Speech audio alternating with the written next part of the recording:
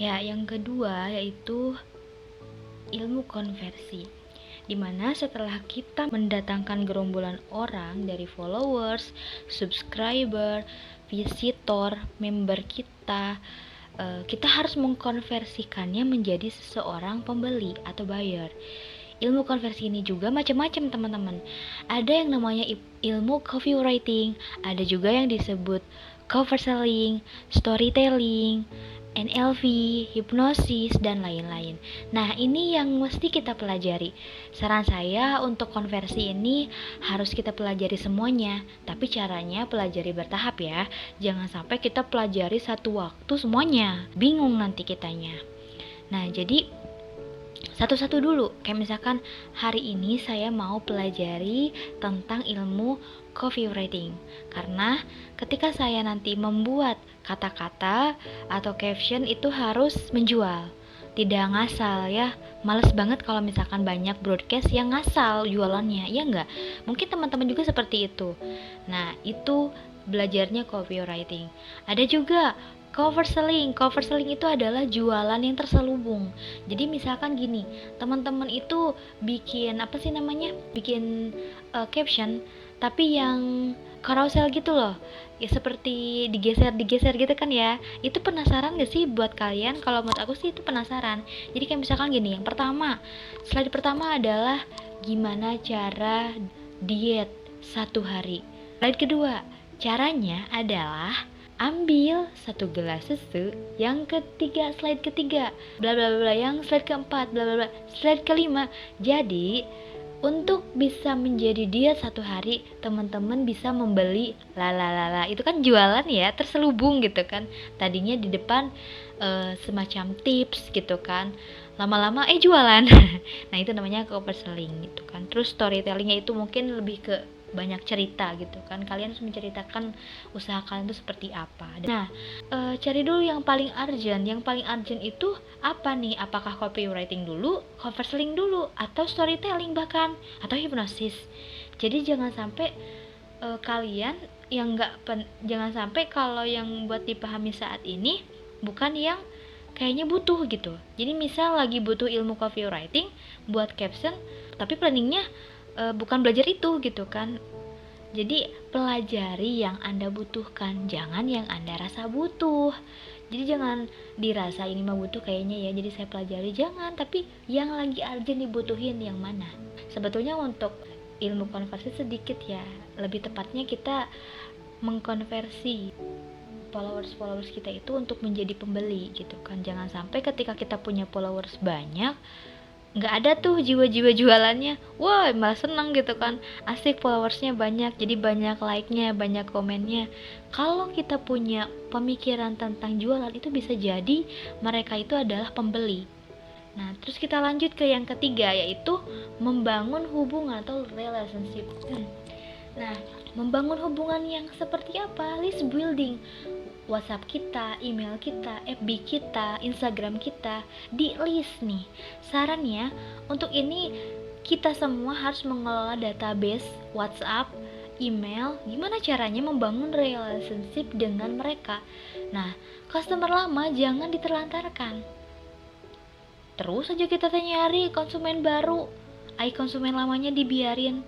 Capek kan jadinya, malah capek gawe teka pakai kalau kata bahasa Sunda mah. Padahal kita banyak konsumen lamanya gitu kan. Jadi untuk menaikkan omset ada 2 cara gitu kan. Yang pertama itu kita harus horizontal sales, melakukan dengan cara menambah customer baru, ada budget marketing. Yang kedua, vertical sales, mengoptimalkan omset dari konsumen lama. Nah, supaya bisa optimal, maka kita butuh ilmu relationship atau hubungan konsumen lama untuk kita manage. Kalau misal kita jualan buku, contohnya kita kirim buku nih, H+ pertama pengiriman, kita tanya nih kepada konsumennya, gimana sis, bukunya udah kami kirim nih, ini nomor resinya. Itu pengiriman pertama ya. H+3 kita sampai ini, halo sis, gimana, udah nyampe belum nih barangnya? H+7 Gimana sis, kalau misalkan pakaian ya, udah dipakai belum? Cocok nggak? H+9, gimana sih, suka nggak dengan bajunya, dengan produknya, dengan hijabnya misal. Nah, hal-hal yang seperti itu harus kita pelajari dan kuasai. Dan ilmu ini perlu kita bayangkan. Kalau kita jadi pembeli gitu, ini harus kita pelajari secara matang. Maka dari itu, kita bisa jualan, bukan hanya impian, tapi ini kenyataan. Patokan ini semoga bisa menjadi gambaran untuk memulai jualan online ya, buat kita semua, buat teman-teman pemula di masa pandemi ini, untuk mencari ide-ide itu kan kita nggak bisa sendiri ya, kita harus punya teamwork gitu. Jadi untuk teman-teman yang mungkin ingin jualan online, jangan sendirian, kalian harus bentuk tim gitu kan.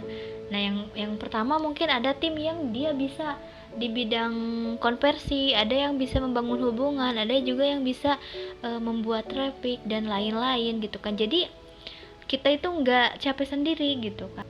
Nah, ada juga yang bisa promosi mungkin ke depannya gitu kan, mencari profit, gimana nih caranya, bonus atau bikin bonus atau promosi atau dan lain-lain. Nah, seperti itu.